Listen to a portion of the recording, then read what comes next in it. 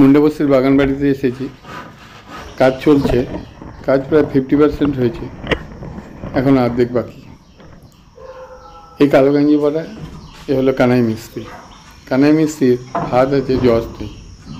পাড়ার লোকেরা বলে ও ভালো মিস্ত্রি নয়, কিন্তু আবার গুণ একটাই আছে, একে অসময়ে পাওয়া যায়।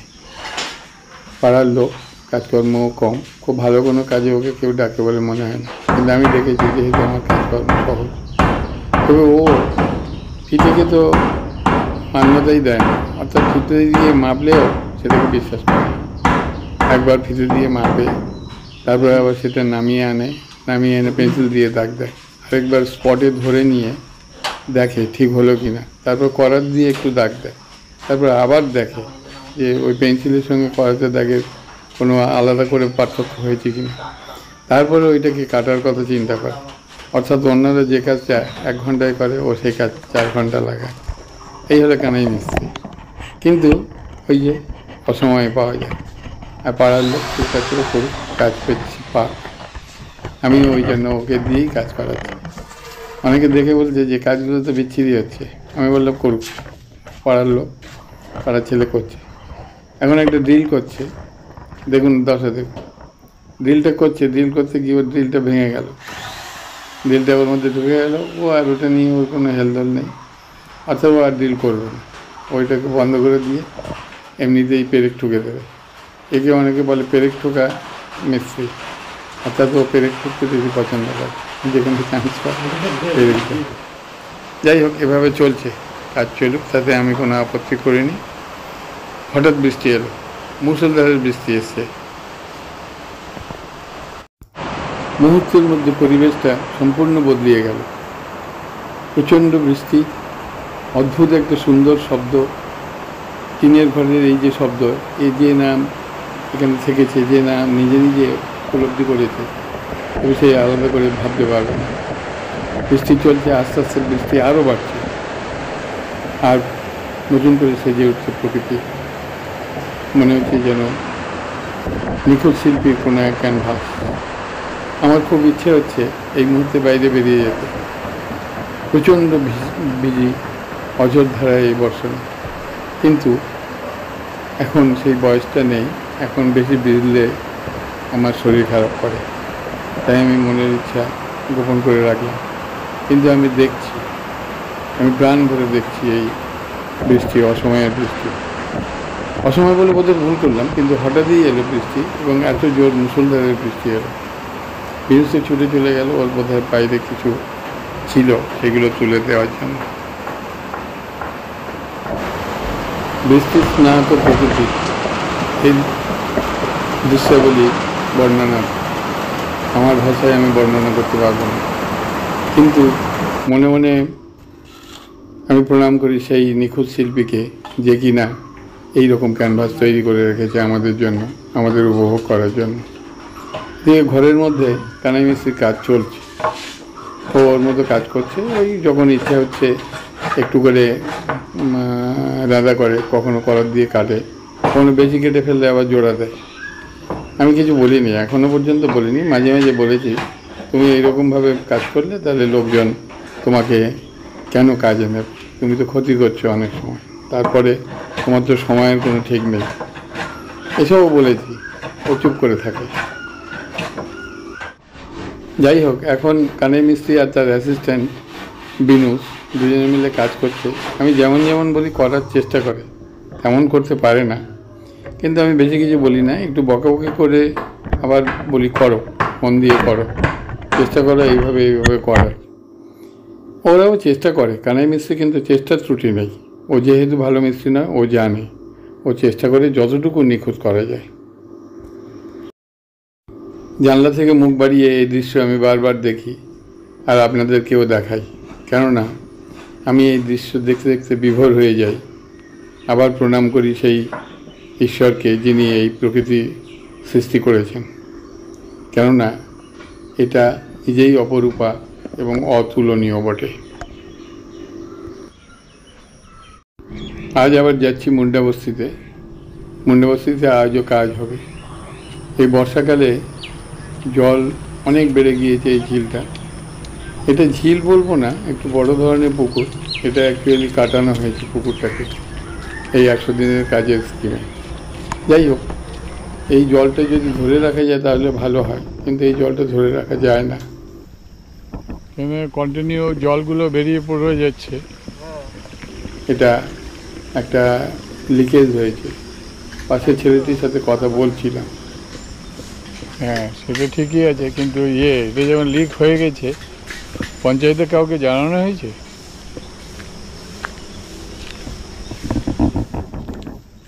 কেমন আছো বলো? আছো? যাও, কিছু বলবো নাকি?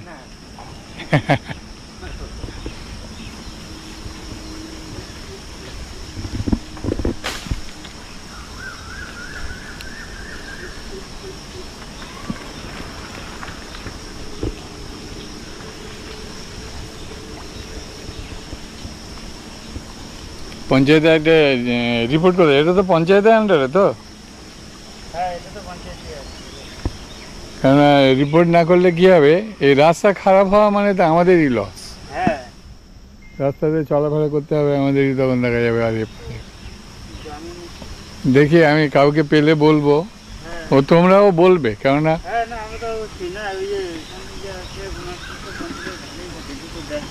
হ্যাঁ হ্যাঁ ঠিক আছে, আমিও দেখা হলে বলে দিচ্ছি। বর্ষায় সমস্ত সবুজ গাছপালা, সবুজ, ধুলো নেই। করলা নদী বয়ে চলেছে, করলা নদীর স্রোত অনেক বেড়ে গেছে। আসল নদীর সৌন্দর্য এখনই এবারে উপভোগ করা যাবে। বর্ষাকাল প্রকৃতি অপরূপা।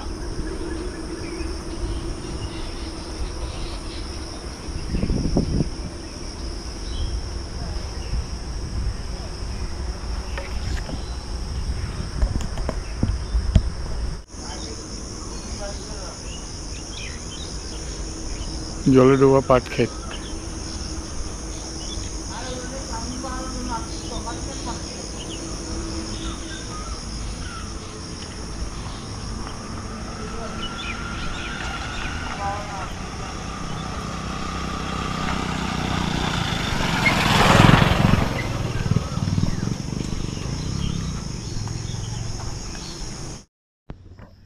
দেখি তোর মুরগিটা, দেখি এদিকে। তো মুরগিটা কি করছে দেখি, মুরগিটা দেখা। মুরগিটা মুরগিটা মুরগিটা কি করছে, কি বলে মুরগিটা, কি বলছে?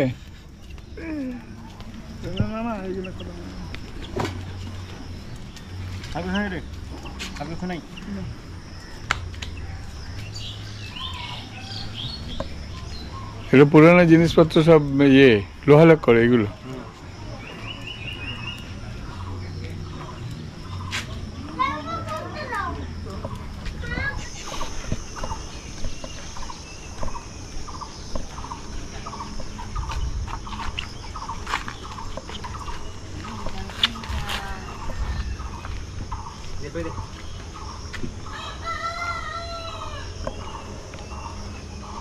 এটা মূল মেশিনটা এইটা, তাই না?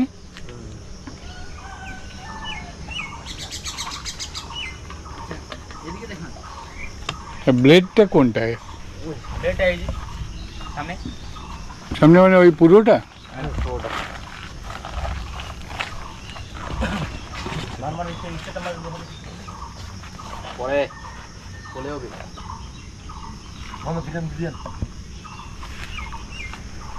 এটা ব্লেডটা মানে বলছে এই যে পুরোটা দেখা যাচ্ছে ওইটা? হ্যাঁ, আচ্ছা, ওইটা ওরকম অলওয়েজ করতে থাকবে। হ্যাঁ, এটা এরকম মানে এরকম আছে তো জিনিসটা। হ্যাঁ, আমাদের ট্রিমারের মধ্যে এরকম করে কাটতে থাকবে। কেটে ওটা কালেকশন হয়ে যাবে, ও তলায় থাকবে। এই মেশিনগুলো কিরকম দাম? মেশিন কোয়ালিটি বুঝে। হ্যাঁ, সেটা তো বটে। মোটামুটি কিরকম? এগুলো নরমালি 20,000। 20,000? ভালো ভালো মেশিন 20,000? না, এগুলো নরমাল। নর্মাল। ভালো ভালো বেশি 35, 40, 90, 1 লাখ পর্যন্ত দাম আছে। আচ্ছা, মানে হেভি ডিউটি 1 লাখ হলেও প্রচুর ডিউটি দেওয়ার ইয়ে। মানে সাইজ তো এইরকমই হয় নাকি? হ্যাঁ এরকম এর থেকে আবার বড় আছে, এর থেকে বড় বড় সেটও আছে। ওটা 1 লাখ মনে হয় 1 লাখ 20,000। আর এটা তেল মানে কি পেট্রোল? এটা পেট্রোল 1 লিটার পেট্রোল কতক্ষণ চলবে? মেশিন ক্যাপাসিটি ওটা 2 মেশিনের রুমে, ওটা 500 ঢোকালো আর 500 থাকবে। হ্যাঁ আমি বলছি ওটা মেশিনটাতে 1 লিটার তেল কতক্ষণ চলে? আধ ঘন্টা 1 লিটার? এমনি হাস্কিং মেশিনতে 1 ঘন্টা 1 লিটার তেল লাগে।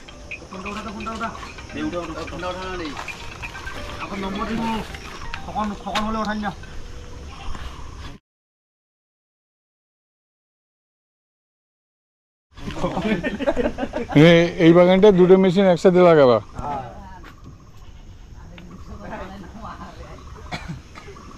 মোটামুটি কতক্ষণ লাগবে? 1 ঘন্টা লাগবে। 1 ঘন্টা হয়ে যাবে।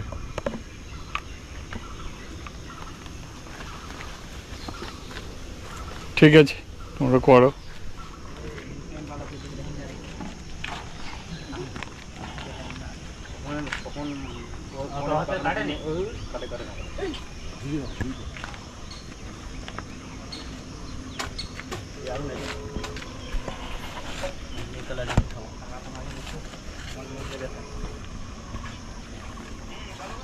বাগানে বাগানে গাড়ি পাঠাও।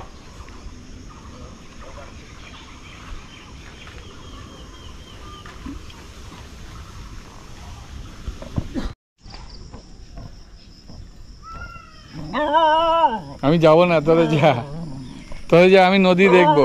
এইখানে আমি নদী দেখবো। নদীতে কত জল এসছে দেখেছিস? এই নদীতে প্রচুর জল আছে। হউ হউ করছিস কেন? চল ওদিকে। না না, ও আমার ওখানে যায়।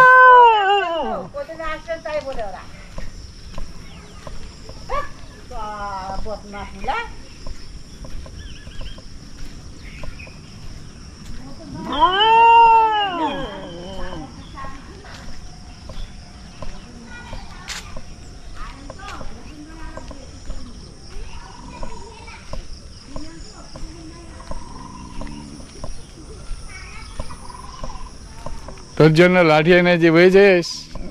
হ্যাঁ, লাঠি নিয়ে এসছি, এই বড় লাঠি এনেছি তোর জন্য।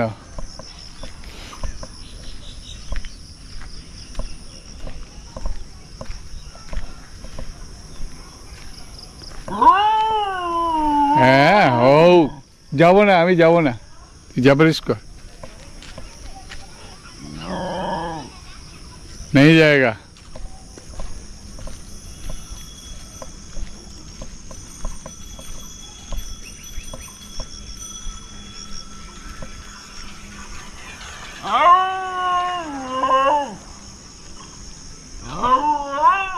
তো ওইদিকে যা, আমি ওইদিকে যাবো না,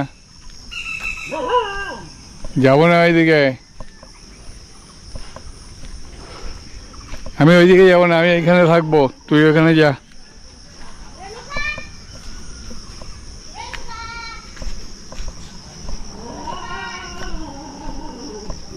কানাই মিস্ত্রিরা ইতিমধ্যে কাজ শুরু করে দিয়েছে। কালকে যে মুষলধারে বৃষ্টি হয়েছিল, আজ তার খুব একটা ছাপ নেই, এখানে জল জমে না।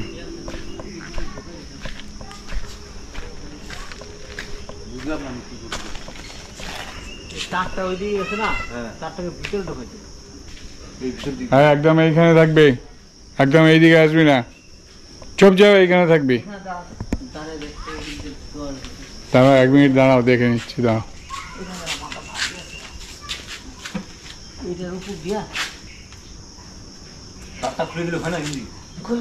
না খুলতে পারবে না, দাঁড়াও, ওই তারে হাত দেওয়ার নিয়ম নেই আমার। দাঁড়াও না, আমি এসছি যখন, একটুখানি ওয়েট করে রাখি, একটুখানি রাখো ওখানে, দুজনে মিলে ধরো।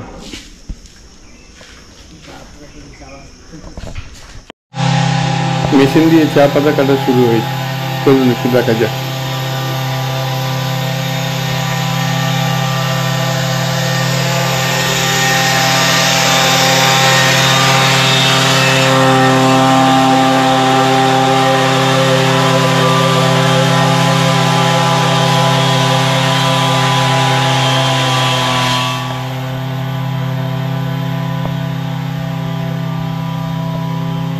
এই মেশিনটা অ্যাকচুয়ালি চুল কাটা ট্রিমারের মতো কাজ করে। একটা ট্রিমিং জায়গা থেকে চাপা পাতাগুলো কাটা হয়ে যায়, ওখান থেকে খুব জোরে বাতাস ছেড়ে দেওয়া হয়, যেটা কিনা বর্ষার ভিতরের দিকে যেখানে কালেকশন করা হচ্ছে ওইখানে চা পাতাগুলো উড়ে উড়ে গিয়ে ভর্তি হচ্ছে। একজন সেই বস্তাটাকে ধরে আছে এবং ওটা যখন একটু বেশি ভারী হয়ে যাবে ওরা তখন রিলিজ করবে অন্য জায়গায়। এইভাবে দিচ্ছি এগুলো কাটা হচ্ছে।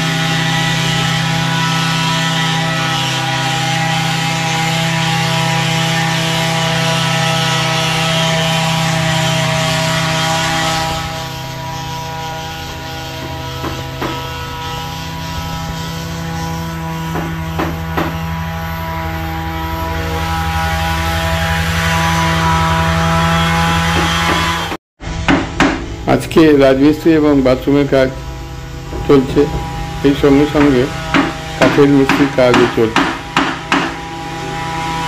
এখন একটু তাড়াহুড়ো করে করার চেষ্টা করছি যাতে কিনা আমরা তাড়াতাড়ি এসে এখানে থাকতে পারি।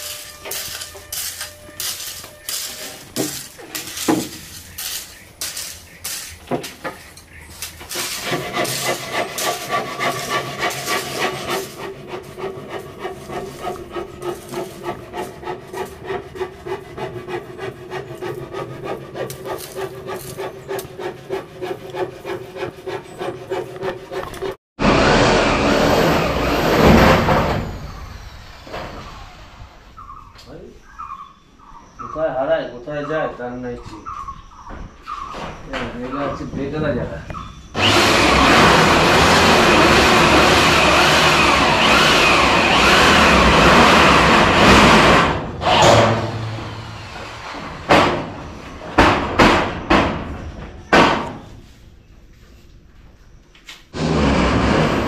এখানে একটা ছোট্ট বাথরুম তৈরি করা হচ্ছে, মোটামুটি দেওয়াল পোর্শন হয়ে গেছে, নেট সিমেন্টও করা হয়েছে।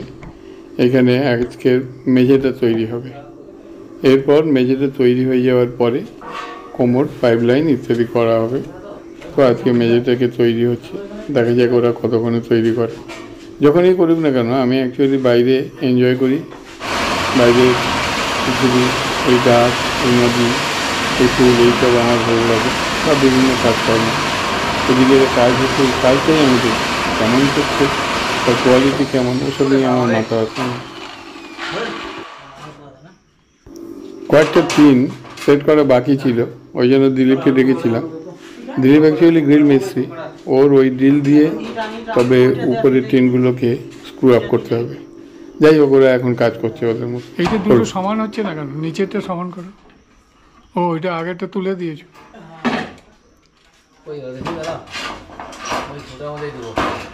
না না, ওটা ঠিক আছে, আর একটু উঁচু করো। ঠিক আছে।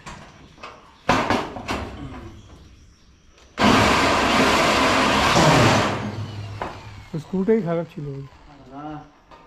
প্রেশারটা ঠিক পাচ্ছি না না। হুম।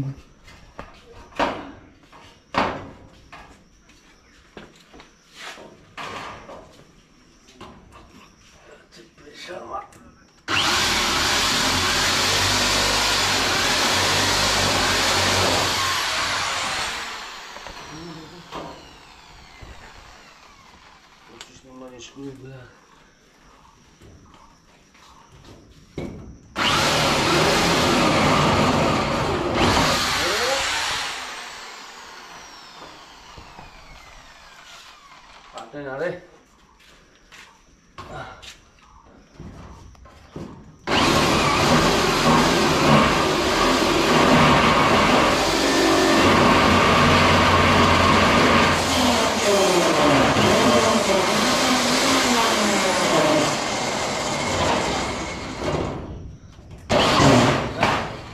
না নিচে নামাই যাই।